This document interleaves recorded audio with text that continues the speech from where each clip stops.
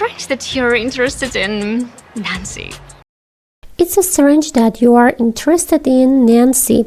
It's بچه it's مخفف it is هست. It's strange یعنی این عجیبه. That که your مخفف you are هست. You are interested in Nancy که تو به نانسی علاقه‌مند شدی. زمان این جمله زمان حال ساده است. I mean, she can't achieve anything in swimming. I mean she can't achieve anything in swimming. I mean منظورم این هست she can't بچه ها مخفف cannot هست. She can't achieve به معنای به چیزی دست پیدا کردن یا موفق شدن هست. She can't achieve یعنی به چیزی دست پیدا نمی کنه. Anything یعنی هیچ چیزی. اون به چیزی دست پیدا نمی کنه یا موفق نمیشه. این swimming در شنا. اون در شنا به چیزی دست پیدا نمی کنه. No, she's cool. No, she's cool. بچه no اینجا آورده شده جهت مخالفت. She's cool. cool بچه به معنای باحال هست. دوست داشتنی، باحال، خوب. اون she's cool. she's مخفف she is هست. She's cool یعنی اون باحاله. اون دوست داشتنیه. I'm sure she can handle swimming. I'm sure she can handle swimming. I'm بچه مخفف I am هست. I'm sure من مطمئن هستم. She can handle به معنای مدیریت کردن یا از پس چیزی بر اومدن هست. She can handle swimming. اون میتونه از پس شنا کردن بر بیاد. زمان این جمله زمان حال ساده است. And she good role model. See it. And she's a good role model. And و she's بچه she's مخفف she is هست یعنی اون هست. A good role model. A good role model یعنی یک الگوی خوب هست. اون یک الگوی خوب هست. See you بچه مخفف see you هست. شکل دوستانه یا غیر رسمی برای خداحافظ یا بعدا میبینمت. Yeah, she's great. Yeah, she's great. یا بله she's great. she's بچه مخفف she is هست یعنی اون هست. great به معنای عالی. یا she's great. بله اون عالیه. Is your father still using laxatives? Is your father still using laxatives? Is your father آیا پدرت still using هنوز استفاده میکنه laxatives به معنای ملین ها هست. آیا پدرت هنوز از ملین ها استفاده میکنه؟ زمان این جمله زمان حال استمراری هست یعنی اون کاری که یا عملی که در حال حاضر در حال انجامه. Listen, I came to apologize. Listen, I came to apologize. Listen, گوش کن. I came بچه came گذشته کام هست به معنای آمدم. I came to apologize. من اومدم برای عذرخواهی. I know I went too far. I know I went too far. I know من میدونم.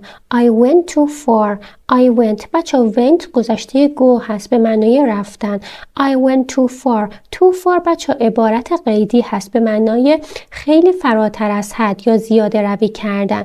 من میدونم که خیلی زیاده روی کردم. It was cruel and unfair. It was cruel and unfair. cruel بچه به معنای ظالمانه یا بیرحمانه هست و unfair به معنای ناعادلانه. داره میگه که it برمیگرده به رفتار خودش که رفتارش چقدر ظالمانه و ناعادلانه بوده. It was cruel and unfair. بچه was گذشته is هست و زمان این جمله زمان گذشته ساده است یعنی کاری که در زمان گذشته انجام شده و تمام شده. I know I offended you. I know I offended you. I know من میدونم. I offended you. بچه offended گذشته offend به معنای آزردن یا ناراحت کردن هست. میگه من میدونم که تو رو ناراحت کردم. زمان این جمله زمان گذشته ساده است. Maybe you could help me with homework somehow. Maybe you could help me with homework somehow. Maybe شاید you could help me. You could help me بتونی به من کمک کنی. بچه could گذشته can هست ولی اینجا از could استفاده کرده برای اینکه بخواد یک درخواست مؤدبانه داشته باشه. برای مؤدبانه کردن خواستش اومده از could استفاده کرده. Maybe you could help me. شاید تو بتونی به من کمک کنی with homework بابت تکالیفم. homework به معنای تکالیف. بابت تکالیفم somehow یه جورایی. شاید تو بتونی یه جورایی در تکالیفم بهم کمک کنی. Please, let's start over. Please, let's start over. Please, لطفاً. Let's start over. Let's یعنی بیا. Start over یعنی دوباره شروع کنیم. بیا دوباره شروع کنیم. لطفاً بیا دوباره شروع کنیم. منظورش به رابطه دوستیشون هست. میگه بیا دوباره این رابطه دوستی رو از اول شروع کنیم. Apology accepted. Yes, I can help you somehow. Apology accepted.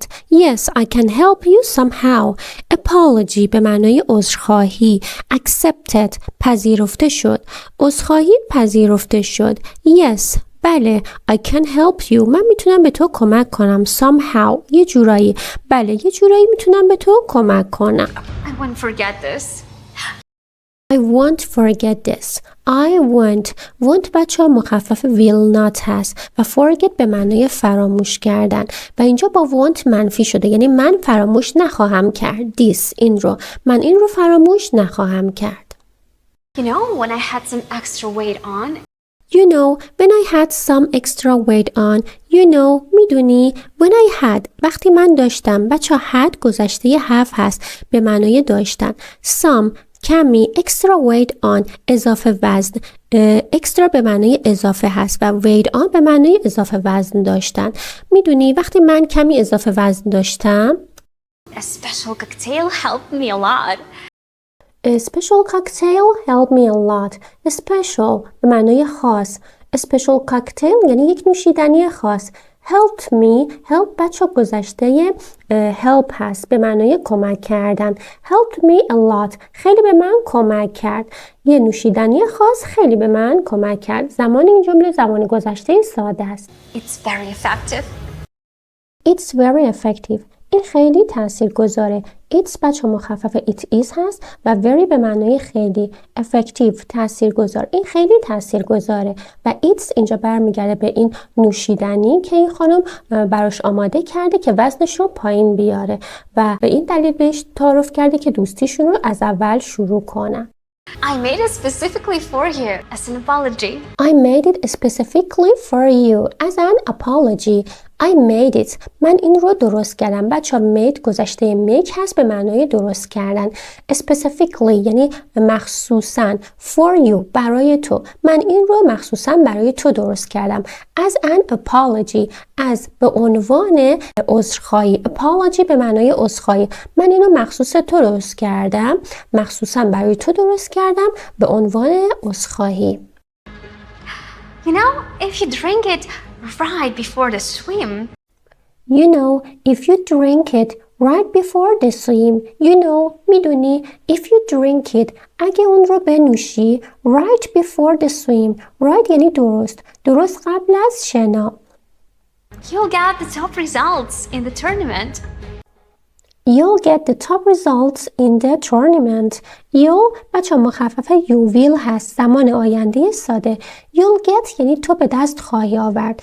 The top results. Top results به معنای نتایج هست. Top results به معنای بهترین نتایج هست.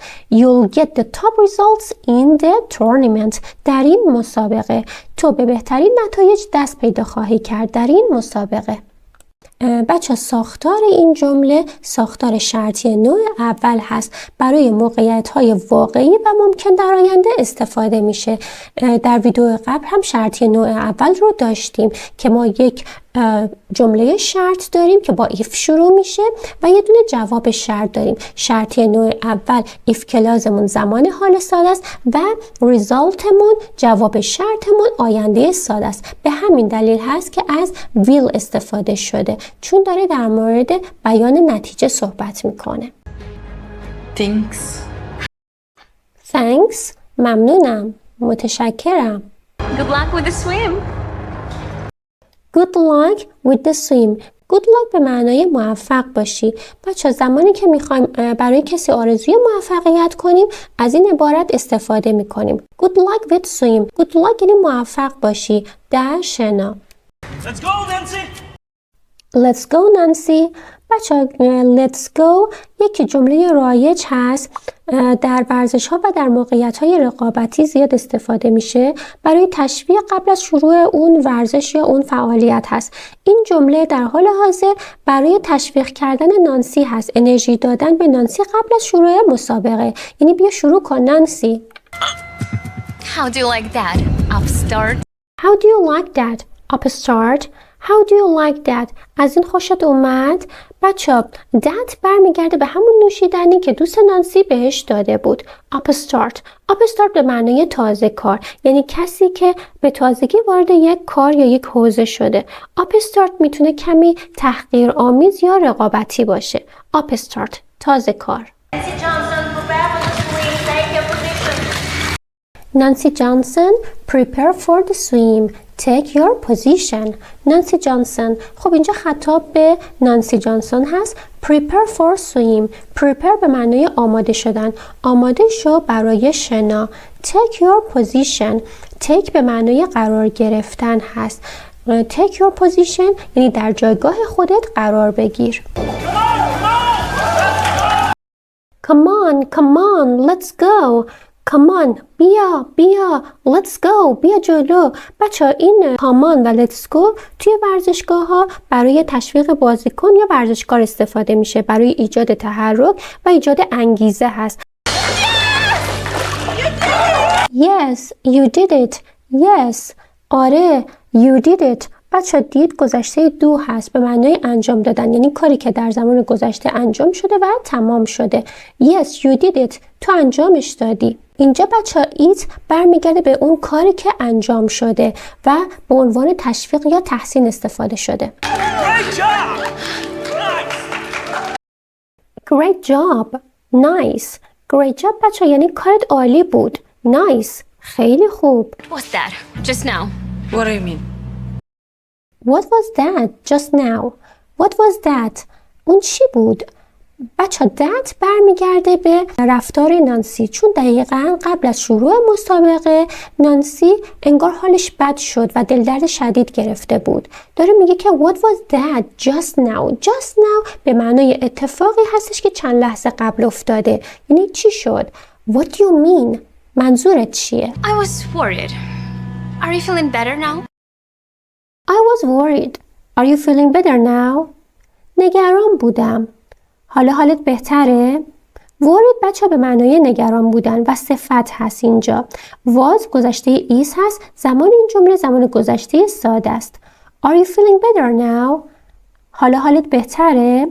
Are you feeling better now؟ زمان این جمله زمان حال استمراری هست. It just seemed to me that you had stomachache. It just seemed to me that you had a stomachache. فقط به نظرم رسید که دلدرد داشتی. It just seemed to me. فقط به نظرم رسید. That you had. که تو داشتی. بچه had گذشته have هست به معنای داشتن. Stomachache. دلدرد.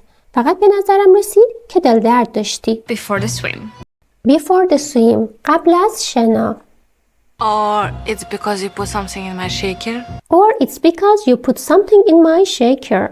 یا به خاطر این هست که تو چیزی داخل بطری من ریختی. Or it's because یعنی به خاطر این که you put something in my shaker. shaker به معنای بطری. You put یعنی تو چیزی ریختی in my shaker در بطری من. I don't know what you mean. I don't know what you mean. I don't know. نمیدونم. What you mean. منظورت چیه؟ نمیدونم منظورت چیه. I just gave you a cool cocktail. I just gave you a cool cocktail. من فقط به تو یک نوشیدنی خوب دادم. I just gave you. Gave بچه گذشته give هست به معنای دادن. من فقط به تو دادم a cool cocktail. یک نوشیدنی خوب. Oh, right. By the way, I didn't drink that cocktail. All right. By the way, I didn't drink that cocktail. بله درسته. راستی من اون نوشیدنی رو ننوشیدم. Right یعنی درسته. By the way, راستی. بچه drink به معنای نوشیدن هست و اینجا با didn't منفی شده. Didn't drink یعنی من ننوشیدم that cocktail اون نوشیدنی رو. زمان این جمله زمان گذشته ساده است. I poured it into your bottle so you could perform well. I poured it into your bottle so you could perform well. I poured من اون رو توی بطری خودت ریختم که بهتر بتونی عمل کنی. I poured بچه به معنی ریختن هست و گذشته pour هست. Into داخل your bottle داخل بطری تو. So you could بنابراین تو میتونی perform well. بچه perform به معنی اجرا کردن هست. اینجا منظورش به مسابقه شنا هست. میگه که اجرای بهتری داشته باشی. بتونی بهتر عمل کنی. Perform well. Angela Walker, prepare for the swim. خب اینجا خطاب به انجلا هست که باید خودش رو برای مسابقه آماده کنه. Prepare for the swim. برای شنا آماده شو. Take your position. Take your position. My God, no. در جایگاهت قرار بگیر. خدای من. نه. Take your position. Position یعنی در جایگاه. در جایگاه خودت قرار بگیر. My God, خدای من. نه. خب اینجا آنجلا فکر میکنه که اون نوشیدنی که داخلش ملاین بوده رو خودش نوشیده. Angela Walker, prepare for the swim. Angela Walker, prepare for swim. Angela Walker, برای شنا آماده شو. Take your position. What's wrong? Take your position. What's wrong? Take your position. در جایگاهت قرار بگیر. What's wrong? چه اتفاقی افتاده؟ If you really didn't spike anything, then why aren't you going for the swim? If you really didn't spike anything, then why aren't you going for the swim? اگه واقعا چیزی تو نوشیدنی نریختی، پس چرا خودت برای شنا نمیری؟ If you really didn't spike. بچه spike به معنای ریختن دارو یا مواد خاص توی نوشیدنی هست. اینجا با didn't منفی شده. میگه اگه واقعا نریختی anything هیچ چیزی توی نوشیدنی من why aren't you going for the swim؟ چرا خودت برای شنا نمیری؟ Angela Walker. Stop. Enough. Angela Walker. خب اینجا مجدد خطاب به انجلا هست. Stop. Enough. بس کن. کافیه. I refuse. I refuse. refuse به معنای قبول نکردن، نپذیرفتن. که من قبول نمی کنم. خب اینجا قبول نمی کنه که وارد مسابقه شنا بشه. I will not take part in a swim. I will not take a part in a swim. من در شنا شرکت نخواهم کرد. بچه take a part به معنای شرکت کردن هست و اینجا با not منفی شده، یعنی من شرکت نخواهم کرد و زمان این جمله زمان آینده ساده هست. In that case, در آن صورت Nancy Johnson wins. Congratulations. In that case, Nancy Johnson wins. Congratulations. نانسی جانسون برنده شد. تبریک. Calm down, Angela. Calm down, Angela. آروم باش آنجلا. اینجا آنجلا رو مورد خطاب قرار داده. آروم باش آنجلا. I poured the cocktail down the drain. I poured the cocktail down the drain. I poured یعنی من ریختم. The cocktail. cocktail به معنای نوشیدنی هست. من نوشیدنی رو ریختم down the drain. drain به معنای فاضلاب. من نوشیدنی رو در فاضلاب ریختم. It wasn't in your bottle. It wasn't in your bottle. اون داخل بطری تو نبود. bottle به معنای بطری و it wasn't یعنی نبود. In your bottle. در بطری تو. I'll destroy you. I'll destroy you. I'll بچه مخفف I will هست. زمان آینده ساده. Destroy به معنای نابود کردن. من نابودت میکنم. You think you're clever? You think you're clever? You think تو فکر میکنی زرنگی؟ Your بچه مخفف you are هست و clever به معنای باهوش یا زرنگ. فکر میکنی زرنگی؟ Chloe, give me my phone. Chloe, give me my phone. بچه کلوی خطاب به دوستشه. Give me به معنای دادن یعنی بده. My phone تلفنم رو. Chloe, give me my phone. کلوی تلفنم رو بده. Remember this video? Remember this video? این ویدیو یادت هست؟ I send it to everyone in this school. I send it to everyone in this school. من این رو برای همه در این مدرسه ارسال کردم. بچه send گذشته send هست به معنای ارسال کردن و everyone به معنای همه هست. School مدرسه. زمان این جمله زمان گذشته ساده است. You are finished. You are finished. بچه you are finished یه جورایی تهدید هست به معنای کارت ساخته است و finished اینجا صفت هست. You are finished. کارت تمومه. No one dares to stand in my way. No one dares to stand in my way. هیچ کس جرأت نمیکنه سر راهم بیسته. No one هیچ کس dares به معنای جرأت کردن. To stand ایستادن. In my way سر راه من. خب اینجا ایثن مورد خطاب قرار گرفته. Hi سلام. Have you seen the video of our star? Yeah. Ethan, hi, have you seen the video of our star? Have you seen the video of our star? آیا ویدیوی ستاره ما رو دیدی؟ خب اینجا بچه have you seen زمان حال کامل هست، یعنی اتفاقی که در گذشته افتاده و اثر و نتیجه اون همچنان ادامه داره. And I'm deeply disappointed in your actions. Yeah, and I'm deeply disappointed in your actions. بله و من عمیقاً از کارهای تو ناامید هستم. I'm deeply بچه deeply اینجا به معنای عمیقاً هست و disappointed صفت هست به معنای ناامید. برای بیان احساس ناامیدی اینجا استفاده شده. من عمیقاً ناامید هستم. In your actions از کارهای تو. I was wrong about you. I was wrong about you. من درباره تو اشتباه می کردم. بچه was گذشته is هست و زمان این جمله زمان گذشته ساده است. Wrong به معنای اشتباه کردن. About you در مورد تو. من در مورد تو اشتباه می کردم. Is there anything that interests you more than becoming popular at the expense of others? Is there anything that interests you more than becoming popular at expense of others? آیا چیزی وجود داره که تو بیشتر از محبوب شدن به قیمت ضرر رسوندن به دیگران به اون علاقه داشته باشی؟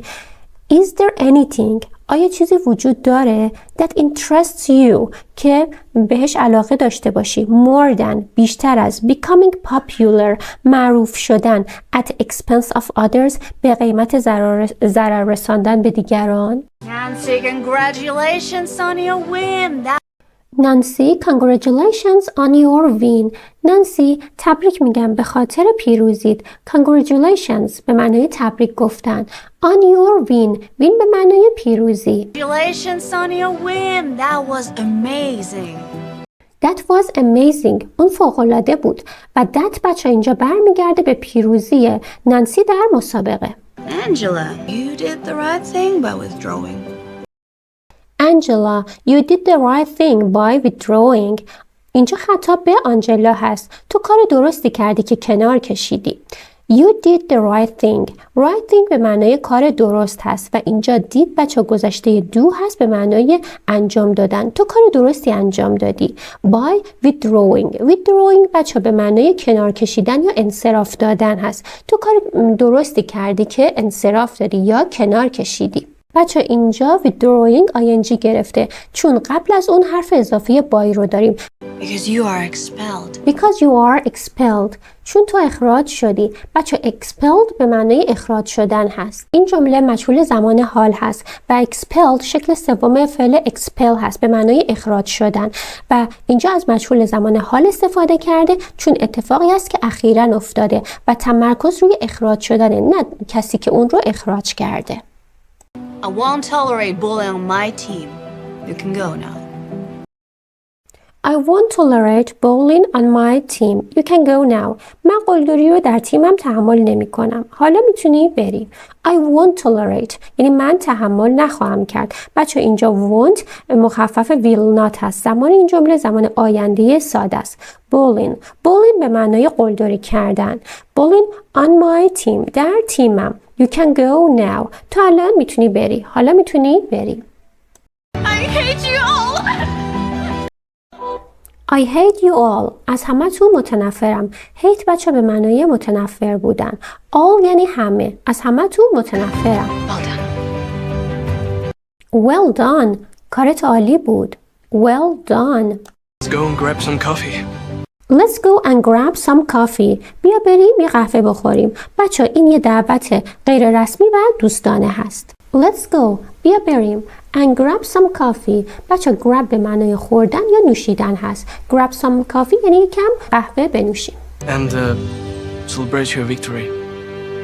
And and celebrate your victory و پیروزیت رو جشن میگیریم. victory به معنای پیروزی و celebrate به معنای جشن گرفتن. اگر از این ویدیو خوشت اومده حتما سابسکرایب کن تا ویدیوهای بعدی رو از دست ندی.